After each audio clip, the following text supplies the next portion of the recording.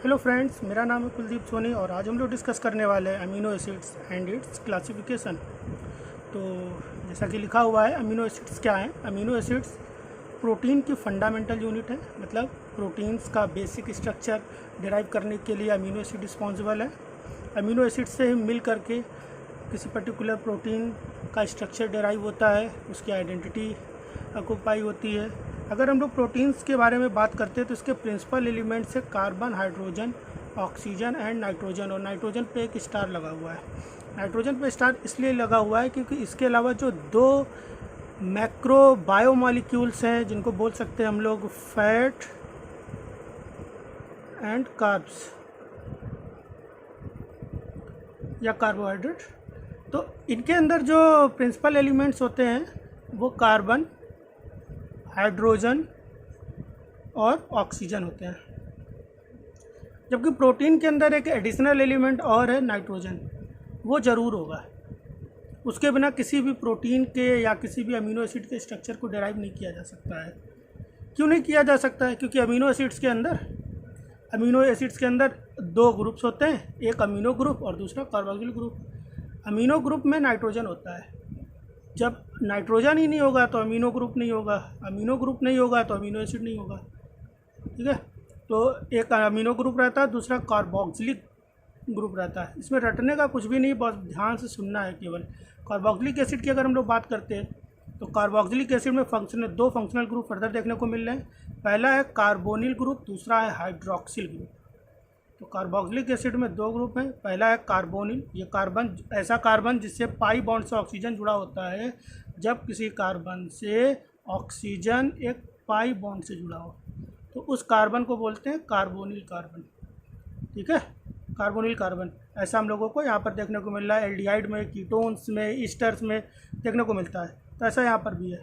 तो एक carbonyl carbon है, दूसरा क्या है? हाइड्रोक्सिलिक ग्रुप है। तो हाइड्रोक्सिल ग्रुप मतलब हाइड्रोजन और ऑक्सीजन के फ्यूजन से जो ग्रुप ड्राइव हो रहा है उसको हम लोग क्या कह रहे हैं? हाइड्रोक्सिलिक ग्रुप कह रहे हैं। तो हाइड्रोक्सिलिक और कार्बोनिल, कार्बोनिल का है या कार्बो और हाइड्रोक्सिल का है ऑक्सिलिक, तो कार्बोक्सिलिक ग्रुप ड्राइव हो गया। ठीक है, अब अगर एक हम लोग जनरल स्ट्रक्चर अमीनो एसिड्स का देखते हैं तो अमीनो एसिड्स में एक अल्फा कार्बन होता है और किसी भी कार्बन की वैलेंसी 4 होती है। और किसी भी पर्टिकुलर एलिमेंट की जितनी वैलेंसीज होती है उसके अंदर उतने ही बॉन्ड देखने को मिलते हैं। तो कार्बन के अंदर अगर वैलेंसी 4 हो गई तो कार्बन के अंदर कितने बॉन्ड हो गए? 4 बॉन्ड हो गए। तो 1 बॉन्ड, 2 बॉन्ड, 3 बॉन्ड, 4 बॉन्ड। किसी को भी नंबरिंग दे सकते हैं, ऐसा यहाँ पर कोई अभी रूल हम लोग को फॉलो नहीं करना है। तो मान लेते हैं एक वैलेंसी इसकी कार्बोक्सिलिक ग्रुप से सेटिस्फाई हो गई, या यहाँ पर चार्ज है तो कार्बोक्सिलेट बोल सकते हैं हम लोग। दूसरा है यहाँ पर अमीनो ग्रुप से या चार्ज है तो अमोनियम बोल सकते हैं। तो दूसरी वैलेंसी अमोनियम से सेटिस्फाई, एक कार्बोक्सिलेट से सेटिस्फाई, एक हाइड्रोजन से सेटिस्फाई होगी। और जो चौथी वैलेंसी होगी वो बड़ी इंपॉर्टेंट है, वहाँ पर या तो हाइड्रोजन होगा या तो एल्काइल ग्रुप होगा कोई। अब यहाँ पे ध्यान देना है, या तो हाइड्रोजन होगा या तो एल्काइल होगा। अगर यहाँ पर हाइड्रोजन हो जाएगा तो मतलब कोई एक, इधर भी हाइड्रोजन और ऊपर भी हाइड्रोजन, इधर carbonyl group, sorry carboxylic group, और इधर आपका आ गया अमोनियम का। तो इस तरह का जो स्ट्रक्चर डिराइव हो रहा है, यहाँ पर ऊपर नीचे दोनों तरफ हाइड्रोजन आ रहा है। इस तरह के स्ट्रक्चर को हम लोग यहाँ पर एक नाम दे रहे हैं। क्या नाम देते हैं इसका? इस तरह के अमीनो एसिड को हम लोग कहते हैं ये ग्लाइसिन है। ठीक है, और इसकी खासियत ये है कि इसके अंदर साइड चेन या आर ग्रुप नहीं होता है।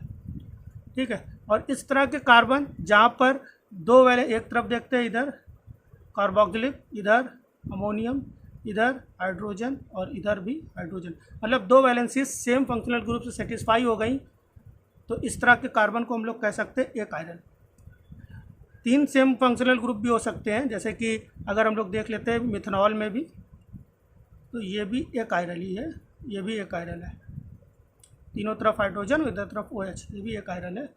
ठीक है, तो एक आयरन कार्बन हो गया। और एक आयरन कार्बन हो जाने के कारण यहाँ पर क्या बोल रहे हैं? देखो, ऑल वैलेंसीज नॉट वेरिएबल, सारी वैलेंसी वेरिएबल नहीं। और ऐसा किस अमीनो एसिड में देखने को मिलता है? ग्लाइसिन के अंदर। जबकि कायरल क्या होगा? जहाँ पर चारों की चारों वैलेंसीज अलग अलग फंक्शनल ग्रुप से सेटिस्फाई हो जाए। अब अगर हम लोग मान लेते हैं कि यहाँ पर इसी एक और अमीनो एसिड का स्ट्रक्चर डिराइव करने की कोशिश करते हैं, मान लेते हैं ये है कुछ ऐसा, हाइड्रोजन, कार्बोक्सिलेट आयन है, अमोनियम ग्रुप हो गया और यहाँ पर आर ग्रुप आ गया। ठीक है, तो ये आर ग्रुप यहाँ पर देखते हैं तो इधर अमोनियम, इधर हाइड्रोजन, इधर कार्बोक्सिलेट, उधर आर ग्रुप, मतलब चारों वैलेंसीज अलग अलग फंक्शनल ग्रुप से सेटिस्फाई हो गई। तो इस तरह के बनने वाले कार्बन को हम लोग कह रहे हैं क्या, इस तरह के बनने वाले कार्बन को हम लोग कहते हैं कायरल कार्बन। ठीक है, कायरल कार्बन कह रहे हैं। ठीक है, अब ये कायरल कार्बन जहाँ पर आर ग्रुप आ गया वहाँ पर क्या आ रहा है, कायरल कार्बन आ रहा है। और ये आर ग्रुप वेरिएबल होगा, मतलब अलग अलग अमीनो एसिड्स में अलग अलग तरह के आर ग्रुप हो सकते हैं। यहाँ पर CH3 भी हो सकता है, यहाँ पे C2H5 भी हो सकता है। ऐसे बहुत तरह के फंक्शनल ग्रुप होंगे, अलग अलग तरह के फंक्शनल ग्रुप होंगे और वो अलग अलग अमीनो एसिड्स की आइडेंटिटी को रेगुलेट करेंगे। तो बोला क्या जा रहा है कि कायरल होते हैं, जहाँ पे अल्फा कार्बन क्या हो, कायरल हो। ठीक है, और इस केस में क्या होगा, सारी की सारी valencies, all valencies are variable. ठीक है, एग्जाम्पल क्या बताया जा रहा है, यहाँ पर सारे अमीनो एसिड्स आ गए लेकिन कौन नहीं आएगा, जी नहीं आएगा, कैपिटल जी नहीं आएगा। मतलब ग्लाइसिन को छोड़ करके बाकी सारी अमीनो एसिड जो होती हैं उनके अंदर कायरल कार्बन देखने को मिलता है। ठीक है, अब अगर बात आ रही कायरलिटी, ये कायरल कार्बन से हुआ क्या, कायरलिटी आ गई किसी भी पर्टिकुलर कंपाउंड के अंदर, अगर कायरलिटी आ रही तो उससे हो क्या रहा है, तो कायरलिटी से उसके अंदर स्टीरियो आइसोमेरिज्म शो करने की पोटेंशियल आ जाती है। वो क्या करता है, स्टीरियो आइसोमेरिज्म शो करता है। एक्चुअली में होता क्या है कि इस अल्फा कार्बन के चारों तरफ 3D स्पेस में हम लोग इमेजिन करेंगे कोई एक सेंटर में कोर में कार्बन है और उसके चारों तरफ उसके जो फंक्शनल ग्रुप है वो अरेंज हैं। तो उनका अरेंजमेंट उसके चारों तरफ स्पेस में अरेंजमेंट अलग अलग हो जाएगा और उस अरेंजमेंट के अलग अलग हो जाने से बोलेंगे कि उनका स्पेशियल अरेंजमेंट अलग अलग हो रहा है। और जब स्पेशियल अरेंजमेंट अलग अलग हो जाता है तो उससे जो आइसोमेरिज्म शो होती है उसको हम लोग बोलते हैं स्टीरियो आइसोमेरिज्म। मतलब ये हो रहा है कि मान लेते हैं कि कोई एक फंक्शन, यही अमीनो एसिड ले लेते हैं, ठीक है, और इसको इमेजिन कर लेते हैं किसी 3D स्ट्रक्चर में, सेंटर में या कोर में कार्बन है और उसके चारों तरफ, एक तरफ हाइड्रोजन, एक तरफ कुछ भी हाइड्रोजन या हाइड्रोजन नहीं लेंगे, सॉरी एल्काइल ग्रुप मान लेंगे यहाँ पर, एक तरफ अमोनियम है और एक तरफ कार्बोक्सिलेट आयन है। अब इमेजिन कर लेते हैं कि कार्बोक्सिलेट आयन इधर हो गया और अमोनियम आयन इधर हो गया, तो ये क्या कर रहा है, दूसरे तरह का स्ट्रक्चर बना रहा है। अगर कार्बोक्सिलेट आयन यहीं पे रहा जैसा दिखाया जा रहा है, अमोनियम यहीं पे रहा, तो ये दूसरे तरह का स्ट्रक्चर बना रहा है। तो ऐसा जो भी है स्ट्रक्चर, इसको हम लोग बोलते हैं स्टीरियो आइसोमर। ये दोनों कैसे हो गए, एक दूसरे के स्टीरियो आइसोमर हो गए। इनको L और D दो फॉर्म से दिखाया जाता है और बहुत ध्यान रखना है यहाँ पर कैपिटल L और कैपिटल D है। ठीक है, कभी आगे हम लोग अगर पढ़ेंगे आइसोमेरिज्म तो वहाँ पर एक जगह पे स्मॉल l और स्मॉल d भी पढ़ेंगे, वो अलग चीज़ है। वो ऑप्टिकल आइसोमेरिज्म के टर्म में यूज़ किया जाएगा जहाँ पे लाइट के रोटेशन को हम लोग मेन बेस मानते हैं। यहाँ पर क्या बेस है, स्पेशियल अरेंजमेंट को बेस। इस तरह के क्वेश्चन स्टेटमेंट बेस आ सकते हैं, इसलिए ध्यान से सुनना है आपको।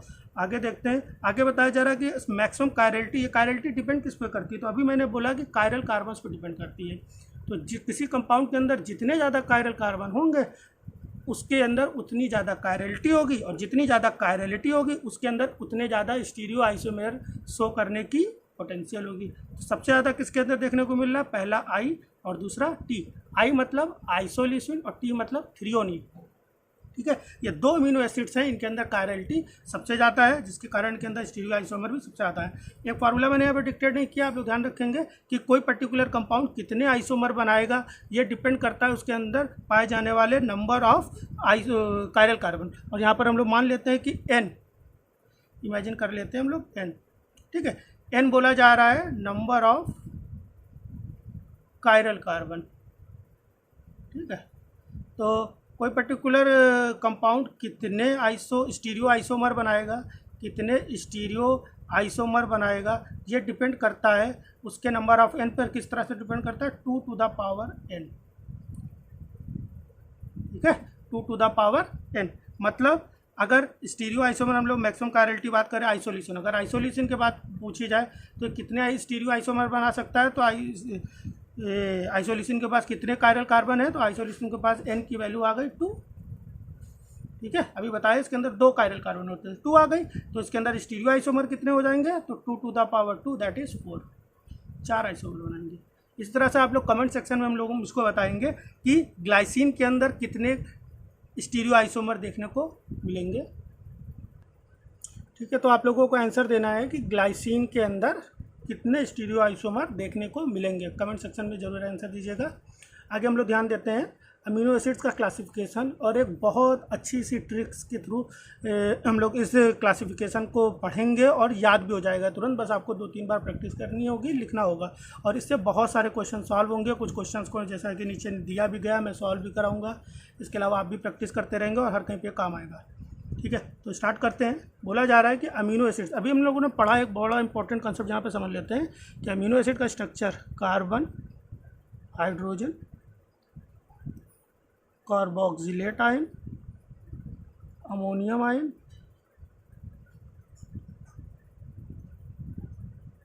और H केवल ग्लाइसिन में दिख रहा है इसलिए मैं यहाँ पर R अब बोलूँगा। ठीक है, ग्लाइसिन में केवल H होगा, बाकी यहाँ पे मैं क्या बोल रहा हूँ, R बोल रहा हूँ। इस कार्बन को अल्फ़ा बोल दिया। अल्फ़ा क्यों बोल दिया? पेप्टाइड बॉन्ड पढ़ेंगे वहाँ पे बताएंगे। ध्यान देते हैं यहाँ पर R। अब ये R ग्रुप जो होता है वो वेरिएबल होता है। R ग्रुप क्या है? R ग्रुप मीन्स एक साइड चेन होती है जो क्या होती है? वेरिएबल होती है, वेरी करती है amino acid to amino acid. ये R ग्रुप का नेचर कुछ भी हो सकता है। ये R ग्रुप का नेचर पोलर भी हो सकता है या नॉन पोलर भी हो सकता है, पोलर भी हो सकता है, कुछ भी हो सकता है। ठीक है, नॉन पोलर में मैंने बोला कि नॉन पोलर कैसा? नॉन पोलर भी 2 तरह से हो सकता है। ये एलिफैटिक भी हो सकता है और एरोमेटिक भी हो सकता है, दोनों हो सकते हैं। ठीक है, एलिफैटिक मतलब कार्बन की एक स्ट्रेट चेन होगी और एरोमेटिक मतलब कार्बन की रिंग बनेगा जिसके अंदर पाई बॉन्ड अल्टरनेट मैनर में होगा, वहाँ पर एरोमेटिक होगा। ठीक है, आगे ध्यान देते हैं। पोलर चेन होगी। पोलर भी 3 तरह से हो सकते हैं। पोलर चेन हो सकता है या तो न्यूट्रल हो, पोलैरिटी तो हो लेकिन कोई चार्ज ना हो उसके अंदर, या एसिडिक हो, बोल सकते हो निगेटिवली चार्ज हो, या बेसिक हो। बस इसी के बेस पे क्लासिफिकेशन है यहाँ पर, और ढेर सारे क्वेश्चन इससे आते हैं। 1-2 क्वेश्चन की प्रैक्टिस भी करेंगे हम लोग। तो देखते हैं, यहाँ पे बोला जा रहा है कि नॉन पोलर अमीनो एसिड्स। तो मेन है यहाँ पे ट्रिक बड़ी आसान सी है। नॉन पोलर अमीनो एसिड्स का मतलब है एलिफैटिक। ठीक है, नॉन पोलर अमीनो एसिड में कौन आ रहा है? एलिफैटिक, दूसरे एरोमेटिक। एलिफैटिक में कुछ टर्म, और यहाँ पे ट्रिक इतना आसान ये रहेगा कि आपको ट्रिक याद रहेगी और ये भी याद रहेगा कि किसकी ट्रिक है, क्योंकि ज़्यादातर ट्रिक के साथ में क्या होता है कि आप ये भी भूल जाते हो, ट्रिक तो याद है लेकिन वो ट्रिक किसकी है ये भूल गए। ठीक है, तो यहाँ पे ऐसा कुछ भी कन्फ्यूजन नहीं होने वाला है, ध्यान रखना है। एलिफैटिक टर्म सुनते ही आपके अंदर कुछ अल्फ़ा जैसा कुछ स्टैंडर्ड टाइप की बात होती है, जैसे अल्फ़ा मेल हो गया या अल्फ़ा पर्सनैलिटी हो गया। अल्फ़ा पर्सनैलिटी मतलब कुछ हटके पर्सनैलिटी, जैसे कि हमारे MLA जी, ठीक है, मेंबर ऑफ लेजिस्लेटिव असेंबली। ठीक है, तो बस उसी से याद रखना है। MLA GVIP, MLA GVIP होते हैं, उनके आगे जी वगैरह भैया थोड़ा सम्मान भी देना रहता है। ठीक है, तो बस याद हो गया। MLA GVIP कौन? एलिफैटिक एलिफैटिक अमीनो एसिड नाम लिखा हुआ है, और ये सिंगल लेटर आपको भैया जरूर याद करना है। ठीक है, तो M मतलब मेथियोनिन, L मतलब ल्यूसीन, A मतलब एलेनिन, G मतलब ग्लाइसिन, V मतलब वैलिन, I मतलब आइसोलिसिन, P मतलब प्रोलिन। ठीक है, G पे स्टार लगा हुआ है क्योंकि ये अलग है। अभी मैंने बताया था इसके पास क्या है? साइड चेन नहीं है। उसका बहुत सारा रोल है। अभी हम लोग जब प्रोटीन के स्ट्रक्चर को भी आगे पढ़ेंगे तो देखेंगे ग्लाइसिन का बड़ा इंपॉर्टेंट रोल है प्रोटीन को कुछ स्पेसिफिक स्ट्रक्चर देने के लिए, प्रोवाइड करने के लिए। दूसरा है एरोमेटिक। एरोमेटिक मतलब रिंग। रिंग मतलब रिंग। ठीक है, रिंग किसको पहनाता है आदमी? वाइफ को। WYF हो गया। W मतलब ट्रिप्टोफैन, Y मतलब टायरोसिन और F मतलब फेनिलएलानिन। याद रखना है यहाँ पर कुछ चीज़ों को। इसके बाद आ रहे हैं आपके polar amino acids. Polar amino acids में न्यूट्रल, बड़ा आसान सी ट्रिक है इसकी भी। न्यूट्रल हमारे सचिन तेंदुलकर जी कभी बहुत बढ़िया खेला करते थे, लेकिन अब वो क्रिकेट नहीं खेल रहे हैं, तो वो क्रिकेट से क्या हो चुके हैं? न्यूट्रल हो चुके हैं। साइंस की भाषा में, केमिस्ट्री की भाषा में बोलेंगे सचिन तेंदुलकर क्रिकेट से न्यूट्रल हो गए। तो बस वही लिखा हुआ है, सचिन तेंदुलकर, SCNTQ। S मतलब सेरिन, C मतलब सिस्टीन, N मतलब एस्पराजीन, T मतलब थ्रियोनिन, Q मतलब ग्लाइसिन। ये आपको याद करना होगा, जहाँ जहाँ पे स्टार लगा हो वो याद करना होगा। ठीक है, और बाकी शायद याद हो जाएगा। M से मेथियोनिन डायरेक्टली समझ में आ रहा है। यहाँ पर Q के आगे मैंने स्टार लगाया, भी बताता हूँ क्यों लगाया है। आगे देखते हैं acidic amino acids. Acidic amino acid negatively charge होते हैं, बड़ा ध्यान रखना है इस पर। यहाँ पे कौन सा चार्ज रहता है? निगेटिव चार्ज रहता है। तो ये 2 तरह के हो गए। अच्छा, निगेटिव चार्ज कब आता है? अगर पैसे की लेन देन की बात करी जाए तो निगेटिव चार्ज कब आ जाता है आपको? जब पैसा देना पड़ता है। तो बस वही लिखा हुआ है डे, DE, डे। डी मतलब एस्पार्टिक एसिड एंड ई मतलब ग्लूटामिक एसिड। अच्छा, एस्पार्टिक एसिड को एस्पार्टेट भी कह देते हैं, जब H+ दे देता तो उसको हम लोग क्या कह देते हैं? एस्पार्टेट। जैसे यहाँ पे हम लोगों ने कार्बोक्सिलिक एसिड नहीं कह रहे थे, कार्बोक्सिलेट कह रहा था मैं, ठीक है। ऐसे ही ग्लूटामिक एसिड को ग्लूटामेट भी कह देते हैं। कब कहते हैं? जब वो H+ दे देता है, ठीक है। H+ दे देता है तो कौन सा चार्ज आ जाएगा? प्लस दे देगा तो माइनस चार्ज आ जाएगा, इसलिए नेगेटिवली चार्ज है। क्लियर? H+ दे रहा है इसलिए ये एसिडिक अमीनो एसिड है, ठीक है। कॉन्सेप्ट्स को क्लियर रखना है, स्टेटमेंट बेस्ड क्वेश्चन ऐसे ही फंसाता है। आगे देखते हैं basic amino acids. Basic amino acids में क्या है भैया? Positive charge. पॉजिटिव चार्ज मतलब जो हर समय बढ़िया पॉजिटिवली चार्ज रहता है, जैसे हमारे ऋतिक रोशन, HRK, ठीक है। HRK, H मतलब हिस्टिडीन, R मतलब आर्जिनिन एंड K मतलब लाइसिन। तो इस तरह से अमीनो एसिड्स का क्लासिफिकेशन कंप्लीट हुआ। बड़ा आसान सा है, आपको इसको रिवीजन करना है। यहाँ पे वीडियो को पॉज करना है, 2-3 बार आपको बना के देखना है और इसको याद करना है। इससे बहुत सारे क्वेश्चन सॉल्व होंगे। देखते हैं कुछ क्वेश्चंस जो पूछे गए हैं। हालांकि ये क्वेश्चन ये बड़ा पुराना है, फिर भी ध्यान दे लेते हैं एक बार। क्वेश्चन पूछा जा रहा, a salt bridge in a protein can be formed between, ठीक है। तो यहाँ पे आपको वीडियो को पॉज करना है और खुद आंसर सोचना है। साल्ट ब्रिज कहाँ पे बनता है, ठीक है। चलिए देख लेते हैं। साल्ट ब्रिज, पहली बात तो होता क्या है? साल्ट ब्रिज अगर कभी आप लोगों ने इंटर किया होगा तो उसमें गैल्वेनिक सेल, तो गैल्वेनिक सेल में क्या होता है? गैल्वेनिक सेल में एक रिडक्शन हाफ सेल होता है और एक ऑक्सीडेशन। जल्दी से समझते हैं, ये हमारे टॉपिक से रेलिवेंट नहीं है, हमको सिर्फ साल्ट ब्रिज का मतलब जानना है, ध्यान देना है, ठीक है। इन दोनों यहाँ पर इन दोनों पर अपोजिट पोटेंशियल जनरेट होता है और इन पोटेंशियल को न्यूट्रल बनाए रखने के लिए यहाँ पर एक साल्ट ब्रिज बना होता है, ठीक है। हमें कॉन्सेप्ट को बस क्लियर रखना है। इसको हम लोग साल्ट ब्रिज कहते हैं, ठीक है। एक तरफ अगर पॉजिटिव चार्ज जनरेट हो रहा है तो वहाँ पे नेगेटिव चार्ज ये प्रोवाइड कराएगा, और अगर नेगेटिव चार्ज जनरेट हो रहा है तो उधर पॉजिटिव चार्ज। ओवरऑल यहाँ पे जानना है कि हमको ये अपोजिट चार्ज को प्रोवाइड कराता है। तो अपोजिट चार्ज का मतलब दोनों चार्ज प्रोवाइड कराता है, मतलब प्लस चार्ज भी प्रोवाइड कराता है और माइनस चार्ज भी प्रोवाइड कराता है। तो बस अब हम लोग को इतना पता चल चुका है कि यहाँ पर फिर वो अमीनो एसिड होगी जिसमें वो अमीनो एसिड का कॉम्बिनेशन होगा जिसमें एक पॉजिटिव चार्ज हो और एक निगेटिव चार्ज हो। ज़रा देख लेते हैं। तो बोला जा रहा है जैसे सेरीन एंड ग्लूटामिक एसिड, ठीक है। तो सेरीन की बात करते हैं तो सेरीन भैया तो होगा न्यूट्रल, और ग्लूटामिक एसिड की अगर हम लोग बात करते हैं तो वो हो गया आपका निगेटिव चार्ज। तो ज़रा हम लोग डी से यहाँ पर लिख के चलते हैं, और कॉन्सेप्ट को समझना है, डायरेक्ट ऑप्शन आंसर बता देने का कोई मतलब नहीं है, ठीक है। कॉन्सेप्ट को भी समझना है। तो 0 और माइनस आ रहा है, ठीक है। दूसरा देखते हैं, सी देखते हैं। सिस्टीन, ठीक है। सिस्टीन के बीच में अगर देखा जाए तो डाई सल्फाइड बॉन्ड होता है, बड़ा ध्यान रखना है यहाँ पे। सिस्टीन के बीच में डाई सल्फाइड बॉन्ड होता है, जहाँ पे डाई सल्फाइड ब्रिज कह करके कंफ्यूज कर देते हैं और लोग उसको साल्ट ब्रिज समझने लगता है। ऐसा कुछ नहीं है। हो गया इनका भी केस। लाइसिन और आर्जिनिन, लाइसिन की ज़रा बात कर लेते हुए, लाइसिन कहाँ पर है? ये है के, कैसा चार्ज है? माइनस। सी की बात हो रही है, सॉरी बी की बात हो रही है, सी में तो ऐसे ही निकल गया। लाइसिन की अगर हम लोग बात करते हैं तो क्या आ रहा है आपका? Plus charge. और आर्जिनिन की अगर हम लोग बात करते हैं तो वो भी प्लस चार्ज। अब ये आप खुद ही सोचो, अगर प्लस चार्ज इधर भी प्लस प्रोवाइड करा दो, इधर भी प्रोवाइड करा दो, तो दिक्कत हो जाएगी ना। जिधर माइनस है उधर प्लस चार्ज प्रोवाइड कराना तो बहुत अच्छी बात है, लेकिन जिधर प्लस है उधर और प्लस प्रोवाइड करा दोगे तो प्लस चार्ज ग्रेडियंट बढ़ जाएगा, सेल डिफ्यूज़ हो जाएगी। क्लियर?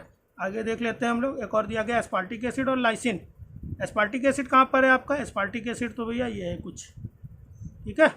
और लाइसिन आपका ये, तो एस्पार्टिक एसिड कैसा हो गया? ए के केस में माइनस, और लाइसिन कैसा हो गया आपका?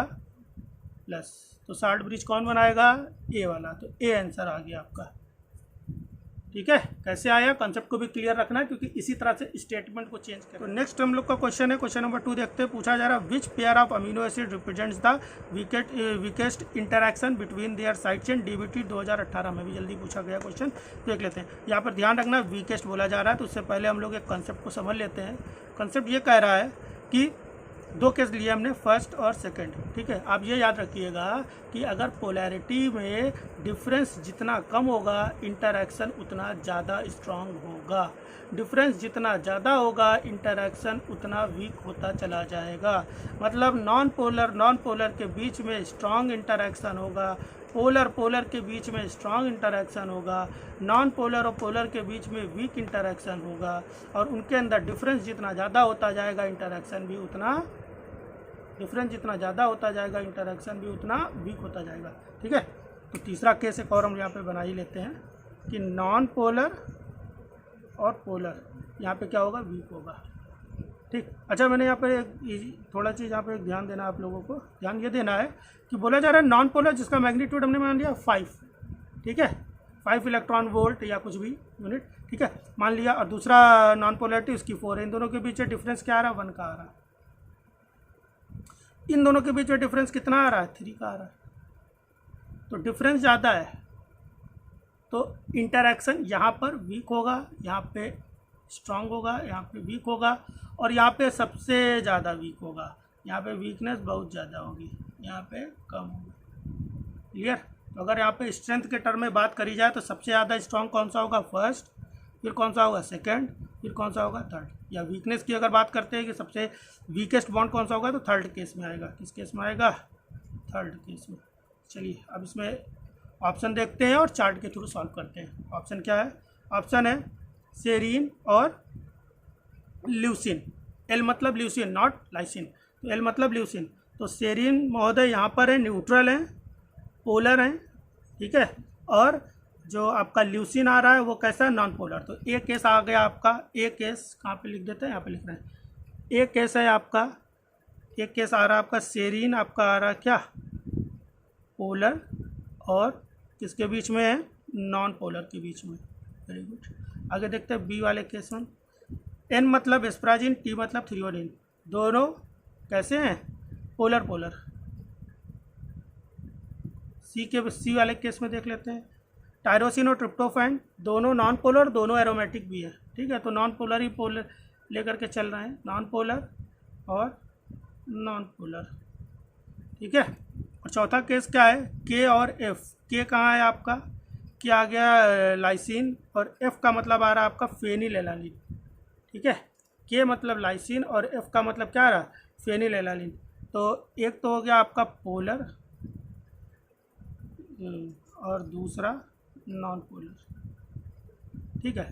तो ये दो केस तो ऐसे ही हट गए। पूछा जा रहा कि कहाँ पर वीकेस्ट होगा, तो यहाँ पर तो भैया स्ट्रांग होना, तो ये केस तो हमने एक्सक्लूड कर दिया, यहाँ पर भी स्ट्रांग होगा, ये केस भी एक्सक्लूड कर दिया। अब इन दोनों केस में देखना है, यहाँ पर देखते हैं इन दोनों में अगर देखा जाए तो ये कैसा है, पोलर है लेकिन न्यूट्रल है, ठीक है। यह ला पोलर है किसमें, ए वाले केस में। सेरीन, सेरीन क्या है आपका, पोलर है लेकिन न्यूट्रल है।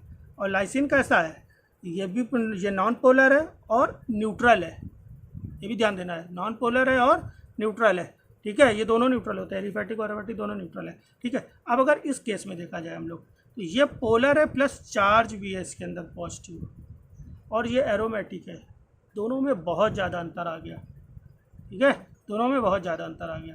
तो बहुत ज़्यादा अंतर आ गया तो बॉन्ड सबसे वीक होगा, तो आंसर क्या होगा, डी, ठीक है। एक क्वेश्चन और मैं आप लोगों के लिए क्वेश्चन है कि बोला जा रहा है if a valine residue is buried in a protein structure, which one of the substitution is likely to be least disruptive to the 3D structure.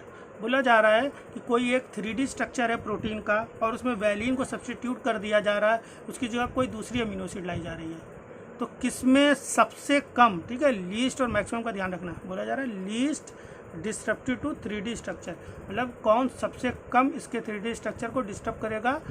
तो यहाँ पर आपको देखना है, इसको आपको चार्ट के थ्रू, उसी के थ्रू कंपैरिजन करना है, जिसमें जितना ज़्यादा सिमिलरिटी होगी वो उतना कम डिस्ट्रप्टिव होगा। इतना मैंने आपको हिंट दे दिया है। इसके थ्रू क्वेश्चंस को आप लोग सॉल्व करेंगे और कमेंट सेक्शन में उसका आंसर देंगे। नेक्स्ट क्लास में हम लोग आप ज़रूर इस क्वेश्चन को सॉल्व करेंगे और आगे के टॉपिक को पढ़ेंगे। Thank you so much.